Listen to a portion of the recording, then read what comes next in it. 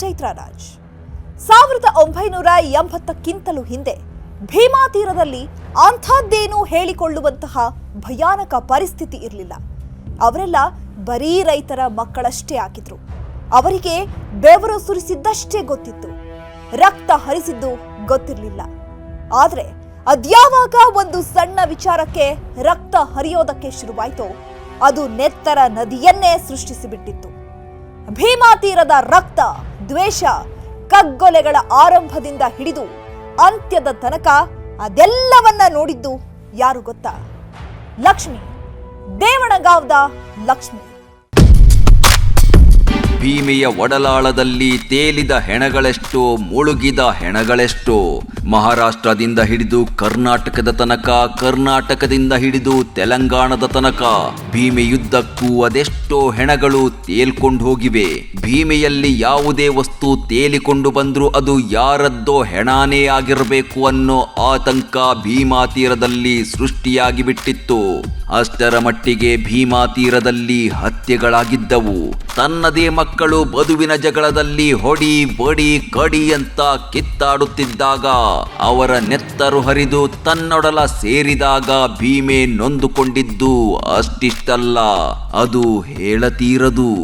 ಭೀಮೆಗೆ ಅಂಟಿಕೊಂಡೇ ಇರೋ ಊರುಗಳು ಅಂದ್ರೆ ಕಲಬುರಗಿ ಕಡೆಯಿಂದ ನೋಡಿದ್ರೆ ಸೊನ್ನ, ಆ ಕಡೆ ವಿಜಯಪುರದಿಂದ ನೋಡಿದ್ರೆ ದೇವಣಗಾಂವ. ಈ ಭೀಮಾ ತೀರದಲ್ಲಿ ಮೊದಲಿಗೆ ಜಗಳ, ಕದನ, ಕಗ್ಗೊಲೆ ಶುರುವಾಗಿದ್ದು ಇದೇ ದೇವಣಗಾಂವದಲ್ಲಿ. ಅದು ಬೋರಗಿ ಕುಟುಂಬದ ಹೊಲದ ಬದುವಿನ ವಿಚಾರದಲ್ಲಿ.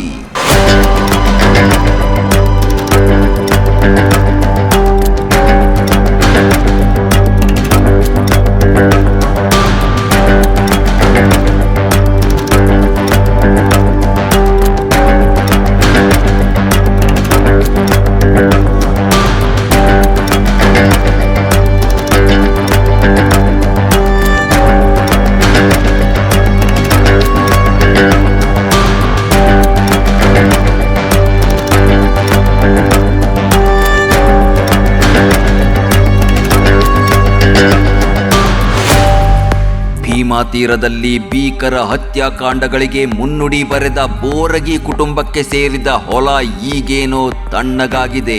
ಸೊಂಪಾಗಿ ಬೆಳೆ ಬೆಳೆದು ಎಲ್ಲರ ಬದುಕನ್ನು ಹಸನು ಮಾಡ್ತಿದೆ. ಆದ್ರೆ ಅದೊಂದು ಕಾಲದಲ್ಲಿ ಬೋರಗಿ ಕುಟುಂಬದ ಹೊಲದ ಬದುವಿನ ಕಾರಣಕ್ಕೆ ಭೀಮೆಯಲ್ಲಿ ಹತ್ಯಾಕಾಂಡ ಶುರುವಾಗಿ ಬಿಟ್ಟಿತ್ತು.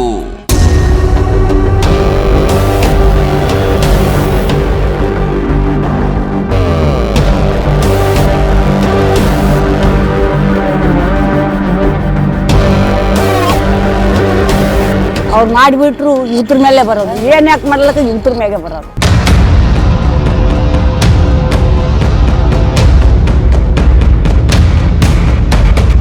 ಸಿದ್ದಪ್ಪ ಸಾವ್ಕಾರ್ ಬರ್ಬರವಾಗಿ ಅವನು ಹೊಡೆದು ಇವತ್ತಿನ ತನನು ಅವನ್ನ ದೇಹವನ್ನ ಹೇಗೆ ಎಲ್ಲಿ ಏನ್ ಮಾಡಿರುತ್ತೆ ಇವತ್ತಿಗೆ ಯಾರಿಗೂ ಗೊತ್ತಿಲ್ಲ. ಬಸ್ಸಿಗೆ ಒಂದೇ ಬಟ್ ಹಚ್ಚಿದ್ರೆ ಮಕ್ಕಳ ನಿಮ್ ನಂದೇನು ಬೈತು ಜವಾಬ್ದಾರಿ ನನಗೆ ಹತ್ತು ಅಂತ ನಮಗೆ ಬರ್ಲಾರ್ದಂತ ಆಗ್ಲಾರ್ದಂಥ ವ್ಯಕ್ತಿ ನೀವು ಅವ್ರ ಜೊತೆ ಬೇರೆಯವ್ರ ಜೊತೆ ಕೂತಾಗ ಅವ್ರ ಜೊತೆ ಕೂತಾಗ ಅವ್ರ ಜೊತೆ ಸೇರಿನಂತ ಒಂದು ದೊಡ್ಡ ರೂಢಿಗಳು ಪಟ್ಟ ಅವರು ಕಟ್ಟಿಕೊಂಡು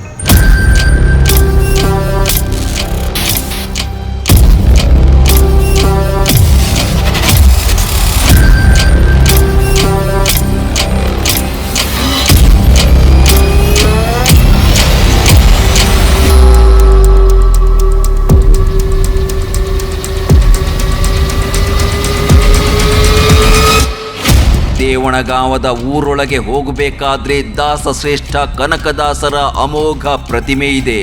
ಕುಲ ಕುಲ ಕುಲವೆಂದು ಹೊಡೆದಾಡದಿರಿ ಅಂತ ಹೇಳಿದ ದಾಸರು ಸರ್ವ ಕುಲಗಳನ್ನು ಒಗ್ಗೂಡಿಸಿ ನೀವೆಲ್ಲ ಮನುಕುಲದವರು ಅಂತ ಸಾರಿದ್ದನ್ನ ನೆನಪಿಸಿಕೊಳ್ಳೋದಕ್ಕಾಗಿ ದೇವಣಗಾಂವದ ಜನರು ಕನಕದಾಸರ ಮೂರ್ತಿಯನ್ನ ಊರಿನ ಎಂಟ್ರಿಯಲ್ಲೇ ಪ್ರತಿಷ್ಠಾಪಿಸಿದ್ದಾರೆ. ಇಂಥ ಕನಕದಾಸರನ್ನ ದೇವಣಗಾಂವದ ಜನರು ಇಲ್ಲಿ ಪ್ರತಿಷ್ಠಾಪಿಸಿದ್ದನ್ನ ನೋಡಿದ್ರೇನೆ ಗೊತ್ತಾಗುತ್ತೆ, ಎಲ್ಲರೂ ಒಂದೇ, ಎಲ್ಲಾ ಕುಲದವರು ಒಂದೇ ಅಂತ ಬದುಕ್ತಿದ್ದಾರೆ. ಮಾಡಿದ್ದಾರೆ ಅನ್ನೋದು. ಆದ್ರೆ ದೇವಣಗಾಂವದ ಮಂದಿ ಕುಲ ಅಂತ ಹೊಡೆದಾಡ್ಲಿಲ್ಲ, ಬದಲಿಗೆ ಹೊಡೆದಾಡಿದ್ದು ನನ್ನ ಹೊಲ, ನನ್ನ ಪ್ರತಿಷ್ಠೆ, ನನ್ನ ಜಿದ್ದು ಅಂತ. 80ರ ದಶಕದಲ್ಲಿ ಭೀಮಾ ತೀರ ಸದ್ದು ಮಾಡಿದ ರೀತಿ, ಅದರ ನಂತರ ನಡೆದ ಹತ್ಯಾಕಾಂಡಗಳು ಎಲ್ಲವೂ ಭೀಕರ, ಭೀಭತ್ಸ ಎನ್ನುವಂತಿದ್ದವು. ಈಗಲೂ ಭೀಮಾ ತೀರ ಹೇಗಿದೆ, ದೇವಣಗಾಂವ ಹೇಗಿದೆ ಅಂತ ಹೊರಟು ನಿಂತಾಗ ಊರಿನ ಪ್ರಮುಖರು ಎದುರಿಗೆ ಕಂಡರು. ಊರಲ್ಲಿ ಎಲ್ಲ ಥರ ಏನದ, ಈಗ ಒಂದು ವಿಚಾರವಾದಿಗಳು ನೋಡಿದ್ರೆ ಸಾಹಿತಿಗಳಾರ, ಮೇಲಾಗಿ ಹಂಗಾಮಿ ಕುಲಪತಿ ಆಗಿ ಹೋಗ್ಯಾರ, ನಮ್ಮಲ್ಲಿ MP ಗಳಾಗಿ ಹೋಗ್ಯಾರ, ಶಾಸಕರಾಗ್ಯಾರ 3 ಬಾರಿ ಆಯ್ತಾ, ಜಿಲ್ಲಾ ಪಂಚಾಯತಿ ಸದಸ್ಯರಾಗ್ಯಾರ, ತಾಲೂಕ್ ಪಂಚಾಯತ್ ಸದಸ್ಯರಾಗ್ಯಾರ ಆಯ್ತಾ, ಅನೇಕ ವಿವಿಧ ಈಗ ಲೆಕ್ಚರರ, ನಮ್ಮ college master, primary school teacher, ಪೊಲೀಸರು, ಸಾಕಷ್ಟು ಏನೋ ಜನರು ಇಲ್ಲಿ ನಮ್ಮ ವಿದ್ಯಾವಂತರು. ನಿಜ, ದೇವಣಗಾಂವ ಈಗ ಬದಲಾಗಿದೆ, ಹಿಂದಿನಂತಿಲ್ಲ. ಇಲ್ಲಿ ವಿದ್ಯಾವಂತರಿದ್ದಾರೆ, ಬುದ್ಧಿವಂತರಿದ್ದಾರೆ, ಒಳ್ಳೊಳ್ಳೆ ಹುದ್ದೆಗಳನ್ನ ಅಲಂಕರಿಸಿದವರಿದ್ದಾರೆ. ದೇವಣಗಾಂವ ಈಗ ಇರೋದೇ ಬೇರೆ, ಅಂದು ಇದ್ದದ್ದೇ ಬೇರೆ. ಅಂದಿನ ರಕ್ತ ಸಿಕ್ತ ಕತೆಗಳು, ಇಂದಿನ ಬದಲಾವಣೆಯ ಕತೆಗಳು ಎಲ್ಲವನ್ನೂ ನೋಡಿದ್ದು ಒಬ್ಬರೇ. ಯಾರದು ಅಂತೀರಾ? ದೇವಣಗಾಂವದ ದೇವಿ ಲಕ್ಷ್ಮೀ ದೇವಿ.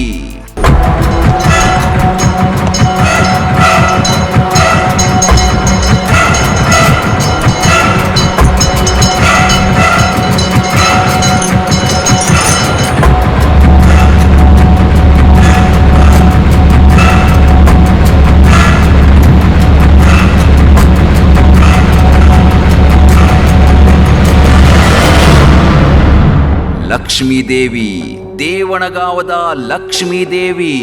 ಶತಶತಮಾನಗಳಿಂದ ದೇವಣಗಾಂವದಲ್ಲಿ ನೆಲೆಸಿರೋ ಈ ಲಕ್ಷ್ಮೀ ದೇವಿ ಇಡೀ ಭೀಮಾ ತೀರದ ಅಷ್ಟೂ ಕಥೆಗಳನ್ನ ಕೇಳಿದ್ದಾಳೆ, ಕಣ್ಣಾರೆ ನೋಡಿದ್ದಾಳೆ. ಭೀಮಾ ತೀರದಲ್ಲಿ ನೆತ್ತರು ಹರಿಸಿದವರನ್ನು ಹರಸಿದ್ದಾಳೆ, ಜೀವ ಬಿಟ್ಟವರನ್ನು ಹಾರೈಸಿದ್ದಾಳೆ. ದೇವಣಗಾಂವವನ್ನ ಕಾಯ್ತಾ ಇರೋ ಈ ಲಕ್ಷ್ಮಿ ದೇವಣಗಾಂವದಲ್ಲಿರೋ ತನ್ನದೇ ಮಕ್ಕಳ ಸಾವು ನೋವುಗಳನ್ನ ಕಂಡಿದ್ದಾಳೆ, ಮನದಲ್ಲೇ ಕೊರಗಿದ್ದಾಳೆ. ದೇವಣಗಾಂವದ ಲಕ್ಷ್ಮಿಯ ಕಥೆ, ಪೌರಾಣಿಕ ಚರಿತ್ರೆ, ಭಕ್ತಿ, ಶಕ್ತಿಯ ಇತಿಹಾಸ ನಿಜಕ್ಕೂ ರೋಚಕ ಎನಿಸುತ್ತೆ. ಅದರಲ್ಲೂ ದೇವಣಗಾಂವದ ಈ ದೇವಿಯ ಶಕ್ತಿ ಎಂಥದ್ದು ಅನ್ನೋದನ್ನ ಕೇಳಿದ್ರೆ ಮೈ ನವಿರೇಳಿ ಬಿಡುತ್ತೆ. ಕಲಿಯುಗದಲ್ಲೂ ಈ ದೇವಿಯ ಪವಾಡವನ್ನ ನೆನೆದು ದೇವಣಗಾಂವದ ಜನ ಅಕ್ಷರಶಃ ಬೆರಗಾಗಿ ಬಿಡ್ತಾರೆ.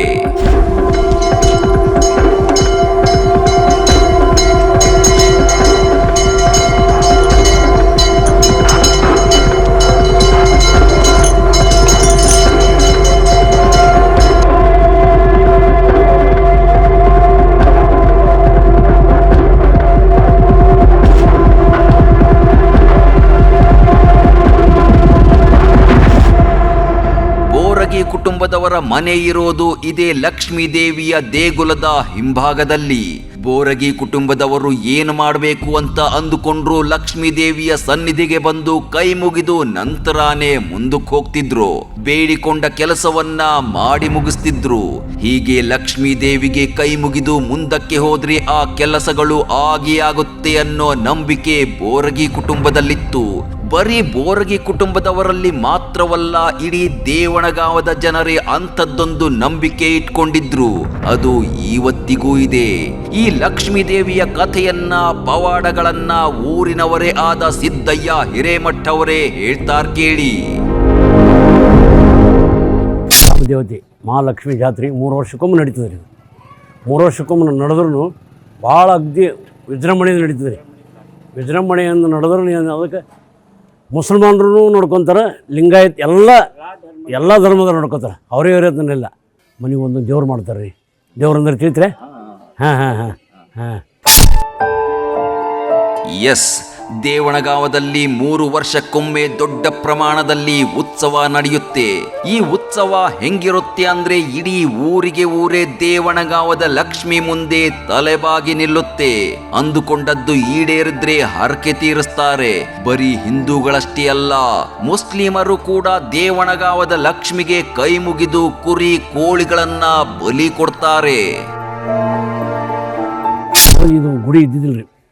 1992ರಾಗ ಸಿದ್ದಪ್ಪ ಸೌಕರ್ದು ಸ್ವಲ್ಪ ಚಲೋನೇ ಇತ್ತು. ಅವರು ಸಿದ್ದಪ್ಪ ಸೌಕರ, ಕಡ್ಲೆವಾಡ ಸುರೇಶ, ಇವರು ನಮ್ಮ ಊರನವ್ರು ಎಲ್ಲರೂ ಕೂಡಿ, ಭೂಸನೂರ ರಮೇಶ್ ಅವರು ಮತ್ತು ಕುರ್ಲೆ ಚೇರ್ಮನ್ ಅಂತಿದ್ದ, ಆಳದಾಗ ಅಷ್ಟು ಮಂದಿ ಕೂಡಿ ಇದು ಗುಡಿ ಎಲ್ಲ ಅವ್ರೇನು ಕೈಲಿ ರೊಕ್ಕ ಹಾಕಿಲ್ಲ, ಪಟ್ಟಿ ಹಾಕ್ಯಾರ ಎಲ್ಲರೂ. ಎಲ್ಲ ಸಮಾಜವರು ಪಟ್ಟಿ ಹಾಕಿ ಗುಡಿ ಮಾಡಿದ್ದಾರೆ. ಎಸ್, ದೇವಣಗಾವದ ಈ ಲಕ್ಷ್ಮೀ ದೇವಿಯ ಗುಡಿ ಮೊದಲು ಹಿಂಗಿರ್ಲಿಲ್ಲ, ಚಿಕ್ಕದಾಗಿತ್ತು. ಆದ್ರೆ ಸಿದ್ದಪ್ಪ ಸಾವ್ಕಾರ, ರಮೇಶ್ ಬೂಸ್ನೂರು, ಸುರೇಶ್ ಕಡ್ಲೆವಾಡ ಸೇರಿದಂತೆ ಊರಿನ ಜನರೆಲ್ಲ ದುಡ್ಡು ಹಾಕಿ ದೇವಣಗಾವದ ದೇವಿಗೊಂದು ಗುಡಿ ಕಟ್ಟಿಸಿದ್ರು. ಹೀಗೆ ಗುಡಿ ಕಟ್ಟಿದ ನಂತರ ದೇವಣಗಾವದ ಮಂದಿಗೆ ಸಾಕಷ್ಟು ಒಳ್ಳೇದೂ ಆಗಿದೆ. ಹೀಗೆ ಒಳ್ಳೇದಾಗಿದ್ರಿಂದಾನೇ ದೇವಣಗಾವದ ಜನ ಇವತ್ತಿಗೂ ಈ ಲಕ್ಷ್ಮಿಯನ್ನ ನಂಬ್ತಾರೆ. ಊರಿಂದ ಹೊರಗೆ ಯಾರೇ ಕಾಲಿಡಬೇಕು ಅಂದ್ರೂ ಲಕ್ಷ್ಮೀ ದೇವಿಗೆ ಕೈ ಮುಗಿದೆ ಹೋಗ್ತಾರೆ. ಅಷ್ಟರ ಮಟ್ಟಿಗೆ ದೇವಿಯ ಮೇಲೆ ಭಕ್ತಿ ಇದೆ, ಅಷ್ಟೇ ಪ್ರಮಾಣದಲ್ಲಿ ದೇವಿಯ ಶಕ್ತಿನೂ ಇದೆ. ಅವ್ರು ಎಲ್ಲಿ ಊರಿಗೆ ಹೋಗ್ಬೇಕಾದ್ರೆ ಇಲ್ಲಿ ನಮಸ್ಕಾರ ಮಾಡಿ ಹೋಗ್ಬೇಕು. ಅವರು ಈಗಿನಾದ್ರೂ ನಮ್ಮ ಊರಾಗ ಯಾರೇ ಇಲ್ಲಿ ಊರಿಗೆ ಹೋಗ್ಬೇಕಾದ್ರೂ ಇಲ್ಲಿ ಮೊದಲು ಅಕ್ಕಿಗೆ ಕಾಯಿ ಹೊಡ್ಕೊಂಡು ಮುತ್ತೈದೆಯರು ಮತ್ತು ಏನು ಮಾಡೋದಕ್ಕೆ ಮಾಡೇ ಹೋಗ್ಬೇಕು ಆಕಿ. ಇನ್ನು ದೇವಣಗಾವದ ಲಕ್ಷ್ಮೀ ದೇವಿಗೆ ಕೈ ಮುಗಿದು ಮುಂದಕ್ಕೆ ಹೋದ್ರೆ ಎಲ್ಲ ಕೆಲಸಗಳು ಯಶಸ್ವಿಯಾಗಿ ಆಗುತ್ತೆ ಅನ್ನೋ ನಂಬಿಕೆ ಎಲ್ಲರದ್ದು. ಒಂದ್ ವೇಳೆ ಏನಾದ್ರೂ ಸಮಸ್ಯೆಗಳಿದ್ರೆ, ಸಂಕಷ್ಟಗಳಿದ್ರೆ ಈ ದೇವಿ ಮುಂದೆ ಬೇಡಿಕೊಂಡ್ರೆ ಅವೆಲ್ಲವೂ ನಿವಾರಣೆಯಾಗುತ್ತೆ ಅನ್ನೋ ಭಾವನೆ ಇದೆ. ಇದೇ ಕಾರಣಕ್ಕೆ ದೇವಣಗಾವದ ಈ ಲಕ್ಷ್ಮಿ ಕಲಿಯುಗದಲ್ಲೂ ತುಂಬಾನೇ ಪವರ್ಫುಲ್ ಅನ್ನಿಸ್ತಿರೋದು. ನಮ್ಮಲ್ಲಿ ಲಕ್ಷ್ಮೀದೇನಾದಲ್ಲ ರೀ, ಬೇಡ್ಕೊಂಡಿದ್ದು ಒಂದು ವರ್ಷನಾಗಾರ ಆಗ್ತದೆ, 2 ತಿಂಗಳನಾಗಾರ ಆಗ್ತದೆ, ಒಟ್ಟು ಬೇಡ್ಕೋಬೇಕು. ನಮ್ಮ ಮನಸ್ಸು ಹೆಂಗಿರ್ತದೆ ಹಂಗೆ ಆಕಿ ಇದು ಮಾಡ್ತಾವೆ. ಇಲ್ಲಿ ನಮ್ಮಲ್ಲಿ ಸಿಂಪಿ ಸಾವುಕಾರ್ತಿ ಅಂತ ಸೋಲಾಪುರಕ್ಕೆ ಅದಾರ ರೀ. ಅವರು ಸೋಲಾಪುರಕ್ಕೆ ಅದಾರ. ಅವರು 10 ಜಮೀನು ಅದಾವೆ ರೀ. ಆಕಿ ಬಂದು ಇಲ್ಲಿ ಹೆಣ್ಮಗಳು ಬಂದು ಬೇಡ್ಕೊಂಡು ಹೋದಳು ರೀ, ತಾಯಿ ನನಗೆ ಒಂದು ಅರ್ಧ ಪಾಲು ಸಿಗಪ್ಪಲೆ ಮಾಡ್ಯಾವ ಅಂತೇಳಿ. ಮುಂದೆ ಒಂದು ವರ್ಷದಾಗ ಆಕಿ ಜಮೀನು ಆಕಿಗದು, ಅವ್ರ ಜಮೀನು ಅವ್ರಿಗದು. ಏನು ಜಗಳ ಇಡ್ಲಿಕ್ಕೆ ಕೇಳಿನ, ಆಕಿ ಭಕ್ತಿದಿಂದ ಆಗಿ ಹೋಯ್ತದು. ಅದಾದ ಬಳಿಕ ಏನಂದ್ರೆ ಮುಂದೆ ನನಗೆ ಹೊಲ ಬಂದದ ಅಂಥೇಳಿ ಆಕೆ ಬಂದು 1 ಲಕ್ಷ ರೂಪಾಯಿ ಕಾಣಿಕೆ ಕೊಟ್ಟು ಹೋದಳು ರೀ ದೇವಿಗೆ, ಲಕ್ಷ್ಮಿಗೆ. ಎಲ್ಲ ಭಾಳ ಅಗದಿ ಇದ್ರ ಮ್ಯಾಗ ಹೋದ್ರು. ದೇವಣಗಾವದ ಬಹುತೇಕ ಜನರ ಸಮಸ್ಯೆಗಳನ್ನ ನೀಗಿಸಿದ್ದಾಳೆ ದೇವಣಗಾವದ ಈ ಲಕ್ಷ್ಮೀ ದೇವಿ. ಬೇಡಿದ್ದೆಲ್ಲವೂ ಈಡೇರಬೇಕಾದ್ರೆ ಭಕ್ತಿ ಇರಬೇಕು, ಆ ಭಕ್ತಿ ಶುದ್ಧವಾಗಿರಬೇಕು. ಅಷ್ಟೇ ಈ ದೇವಿ ಕೇಳೋದು. ಶ್ರದ್ಧಾ ಭಕ್ತಿಯಿಂದ ಪೂಜಿಸಿ ಬೇಡಿಕೊಂಡ್ರೆ ಅದನ್ನ ಎಷ್ಟು ಬೇಗ ಸಾಧ್ಯವೋ ಅಷ್ಟು ಬೇಗ ಈಡೇರಿಸ್ತಾಳಂತೆ ದೇವಣಗಾವದ ಲಕ್ಷ್ಮೀ ದೇವಿ. ಎಲ್ಲ ಮಕ್ಕಳು ಕೊಟ್ಟಾಳ, ಅದೇನು ಹೇಳಬಾರ್ದು. ಎಲ್ಲ ಒಂದು ಆಗ್ಯಾಕ್ರಿ, 100 ಗಂಟೆ ಆಗ್ಯಾವ್ರಿ. ಇಲ್ಲಿ ಮಹೇಶ್ ಎಲ್ ಜಿ ಅದನ್ ರೀ, ಅವ ಇಲ್ಲಿ ಅಫ್ಜಲ್ಪುರಕ್ಕೆ ಮಾಸ್ಟರ್ ಅದನ. ಅವ್ನಿಗೆ ಮಕ್ಕಳು ಇದ್ದಿದ್ದಿಲ್ಲ. ಇಲ್ಲಿ ಐಗೆ ಬೇಡ್ಕೊಂಡ ಬಳಕ ಮಕ್ಕಳಾಗ್ಯಾವ್ರಿ, ಗಂಡಸ ಮಗ ಆಗ್ಯದ. ಏನು ಮಂದಿ ದರ್ವೊಬ್ಬರು ಇಲ್ಲಿ ಬಂದು ನಮಸ್ಕಾರ ಮಾಡಿ ಹೋಗ್ಬೇಕು. ಇಲ್ಲಿ ನಮ್ಮೂರು MLA ಅವ್ರು ಅರಲ್ರಿ, ಸುರ್ವಿ ನಾಮಿನೇಷನ್ ಕೊಡೋ ಮುಂದೆ ಇಲ್ಲಿ ಆಕಿಗೆಲ್ಲ ನಮಸ್ಕಾರ ಮಾಡಿ ಅಭಿಷೇಕ ಮಾಡಿ ನಾಮಿನೇಷನ್ ಕೊಟ್ಟು ಹೋಗ್ತಾರೆ ಅವ್ರು. ಅದು ಇಷ್ಟು ಮಾತ್ರ ಸತ್ಯ. ಆಕಿಗೆ ಅವರು ನಮ್ಮ ರಮೇಶ್ ಬೂಸನೂರು ಅವರು ಭಾಳ ನೋಡ್ಕೊತಾರೆ. ಇನ್ನು ದೇವಣಗಾವದ ಈ ಲಕ್ಷ್ಮೀ ದೇವಿ ಬೇಡಿದ್ದೆಲ್ಲವನ್ನೂ ಕರುಣಿಸೋ ಕರುಣಾಮಯಿ. ಇಂಥ ಕರುಣಾಮಯಿ ತಾಯಿಯ ಮುಂದೆ ನಿಂತು ಭಕ್ತಿಯಿಂದ ಬೇಡಿಕೊಂಡ್ರೆ ಆಗದ ಕಾರ್ಯಗಳು ಸುಸೂತ್ರವಾಗಿ ಆಗುತ್ತವೆ. ಇದೇ ಕಾರಣಕ್ಕೆ ಹರಕೆ ಕಟ್ಕೊಂಡವರ ಹರಕೆಗಳು ಈಡೇರಿದಾಗ ಅವರು ಭಕ್ತಿಯಿಂದ ಬಂದು ತಮ್ಮ ಕೈಲಾದಷ್ಟು ದುಡ್ಡನ್ನ, ಮನಸ್ಸಿನಲ್ಲಿ ಬೇಡಿಕೊಂಡಷ್ಟು ಬೆಳ್ಳಿ ಬಂಗಾರವನ್ನ ಕಾಣಿಕೆಯಾಗಿ ಸಲ್ಲಿಸ್ತಾರೆ. ಆದ ಬಳಿಕ ಏನಂದ್ರೆ ಮುಂದೆ ನನಗೆ ಹೊಲ ಬಂದದ ಅಂಥೇಳಿ ಆಕೆ ಬಂದು 1 ಲಕ್ಷ ರೂಪಾಯಿ ಕಾಣಿಕೆ ಕೊಟ್ಟು ಹೋದಳು ರೀ ದೇವಿಗೆ. ಯಾರು ತೊಲೆ ಹಾಕ್ತಾರೆ, ಯಾರು ಅರ್ಧ ತೊಲೆ ಹಾಕ್ತಾರೆ, ಅವೆಲ್ಲ ಜಮಾ ಅವರೆಲ್ಲ ಇಲ್ಲಿ. ಅದೊಂದು 50 ತೊಲಿದ ಕಿರೀಟ ಅದ ರೀ. ಕಿರೀಟ 50 ತೊಲಿದ ರೀ. ಎಲ್ಲ ಭಕ್ತರು ಕೊಟ್ಟಿದ್ದು. ಅವರು ಇವರೇ ಅಂತೇನಿಲ್ಲ, ಇಡೀ ಸಮಾಜನೇ ರೀ ದೇವಣಗಾಂವ್. ದೇವಣಗಾಂವದ ಲಕ್ಷ್ಮೀ ದೇವಿಗೆ ಭಕ್ತರು ಅಪಾರ. ಬರೀ ದೇವಣಗಾಂವ ಒಂದೇ ಅಲ್ಲ, ಸುತ್ತಮುತ್ತಲಿನ ಊರಿನವರು ದೇವಣಗಾಂವದ ಲಕ್ಷ್ಮೀ ದೇವಿಯ ಗುಡಿಗೆ ಬಂದು ಪೂಜೆ ಮಾಡ್ಕೊಂಡು ಹೋಗ್ತಾರೆ, ಹರಕೆಯನ್ನು ಕಟ್ಕೊಂಡು ಹೋಗ್ತಾರೆ. ಬೇಡಿದ್ದು ನಡೆದು ಬಿಟ್ಟರೆ ದೇವಣಗಾಂವದ ಲಕ್ಷ್ಮೀ ಗುಡಿಗೆ ಬಂದು ಹರಕೆ ತೀರಿಸ್ತಾರೆ. ಹೀಗೆ ಭಕ್ತರಿಂದ ನಿತ್ಯವೂ ಪೂಜಿಸಲ್ಪಡುವ ಲಕ್ಷ್ಮೀ ದೇವಿಯ ಕಣ್ಮುಂದೇನೆ ಭೀಮಾ ತೀರದಲ್ಲಿ ಅದೆಷ್ಟೋ ಜೀವಗಳು ಬಲಿಯಾಗಿ ಬಿಟ್ಟವು ಅನ್ನೋದೇ ನೋವಿನ ಸಂಗತಿ.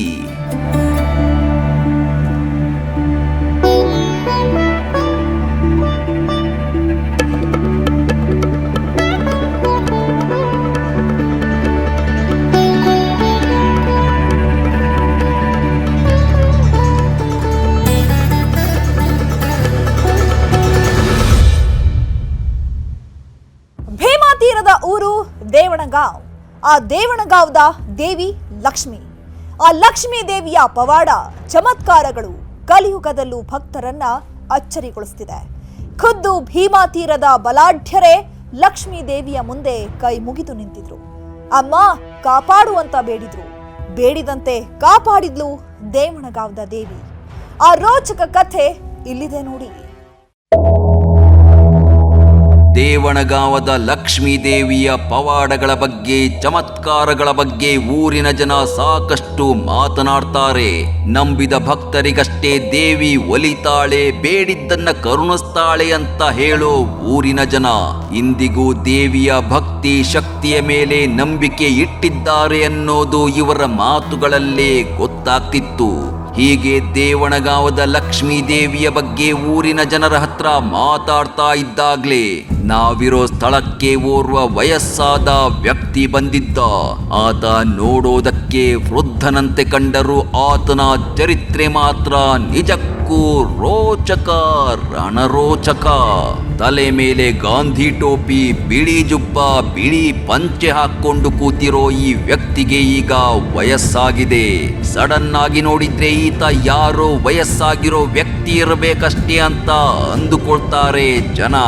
ಆದ್ರೆ ಒಂದು ಕಾಲದಲ್ಲಿ ಭೀಮಾ ತೀರದಲ್ಲಿ ಹಾರಿದ ಗುಂಡುಗಳಲ್ಲಿ ಇವರದ್ದು ಸಾಕಷ್ಟಿವೆ. ಅಂದ್ಹಾಗೆ ಈತ ಯಾರು ಗೊತ್ತಾ? ಸುರೇಶ್ ಕಡ್ಲೇವಾಡ.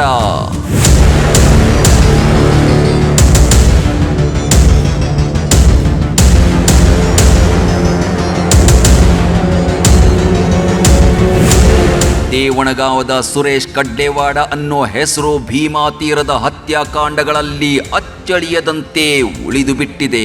80ರ ದಶಕದಲ್ಲಿ ಭೀಮಾ ತೀರದಲ್ಲಿ ಹಾರಿದ ಸಾಕಷ್ಟು ಗುಂಡುಗಳ ಪೈಕಿ ಸುರೇಶ್ ಕಡ್ಲೇವಾಡದು ಬಹಳಷ್ಟಿವೆ. ಗುಂಡು ಹಾರಿಸಿದ್ದು ಮಾತ್ರವಲ್ಲ, ಎದುರಾಳಿಗಳ ಗುಂಡು ಇವರ ದೇಹ ಸೇರಿದ್ದು ಸಾಕಷ್ಟಿವೆ. ಇವರ ದೇಹಕ್ಕೆ ಬಿದ್ದ ಗುಂಡುಗಳು, ಅದರಿಂದಾದ ಗಾಯಗಳನ್ನ ಇವರೇ ತೋರಿಸ್ತಾರೆ ನೋಡಿ.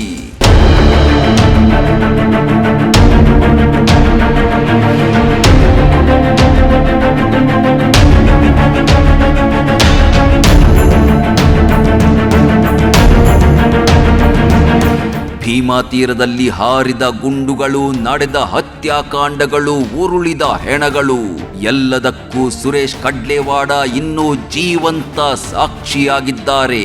ಅದೆಷ್ಟೋ ಮಂದಿ ಗುಂಡುಗಳಿಗೆ ಬಲಿಯಾದರೂ ಒಂದಷ್ಟು ಮಂದಿ ಪವಾಡ ಎನ್ನುವಂತೆ ಬಚಾವಾಗಿದ್ದಾರೆ. ಹೀಗೆ ಬಚಾವಾದವರಲ್ಲಿ ಸುರೇಶ್ ಕಡ್ಲೇವಾಡ ಕೂಡ ಒಬ್ಬರಾಗಿದ್ದಾರೆ. ಅಂದು ಹಂಗಿದ್ದ ಭೀಮಾ ತೀರ ಈಗ ಹಂಗಿಲ್ಲ, ಬದಲಾಗಿದೆ ಅಂತ ಹೇಳೋ ಊರಿನ ಜನ ಲಕ್ಷ್ಮೀ ದೇವಿಯೇ ಎಲ್ಲವನ್ನೂ ಬದಲಿಸಿದ್ದಾಳೆ ಅಂತ ನಂಬಿದ್ದಾರೆ.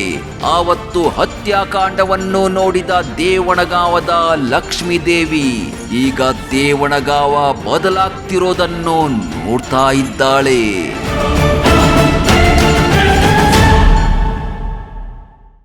ದೇವಣಗಾಂವದ ಲಕ್ಷ್ಮೀ ದೇವಿಯ ಬಗ್ಗೆ ಊರಿನ ಜನರಲ್ಲಿ ಸಾಕಷ್ಟು ನಂಬಿಕೆಗಳಿವೆ. ಈ ಲಕ್ಷ್ಮೀ ದೇವಿ ಅದೆಷ್ಟೋ ಭಕ್ತರ ಸಂಕಷ್ಟಗಳನ್ನ ನಿವಾರಿಸಿದ್ದಾಳೆ ಅನ್ನೋ ಮಾತು ಇದೆ. ಆದ್ರೂ ಇಂಥ ದೇವಿಯ ಕಣ್ಮುಂದೇನೆ ಭೀಮಾ ತೀರ ರಕ್ತ ಸಿಕ್ತವಾಗಿದ್ದೇ ದುರಂತ. ಇದಾಗಿತ್ತು ಈ ಹೊತ್ತಿನ ವಿಶೇಷ. ಮುಂದಿನ ಎಪಿಸೋಡ್ನಲ್ಲಿ ಭೀಮಾ ತೀರದ ಮತ್ತೊಂದು ರೋಚಕ ಕಥೆಯೊಂದಿಗೆ ಬರ್ತೀನಿ. ಅಲ್ಲಿವರೆಗೂ ನೋಡ್ತಾ ಇರಿ ನ್ಯೂಸ್ 18. ಜಾಲ ನಮ್ಮದು, ಬಲ ನಿಮ್ಮದು.